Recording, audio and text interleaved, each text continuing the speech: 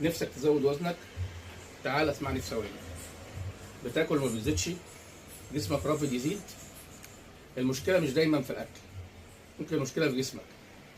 تعال معايا نشوف اكتر 4 اسباب ممكن تمنع زياده الوزن. ضعيف. لو عندك التهابات في المعده او قولون عصبي او ديدان، جسمك بيبقى ما بيمتصش، فحتى لو كلت كتير المحصله زيرو. معدل الحرق بيبقى عالي، ده تاني حاجه. جسمك بيحرق الاكل اسرع من الطبيعي، وده بيحتاج تحليل غده ضروري جدا.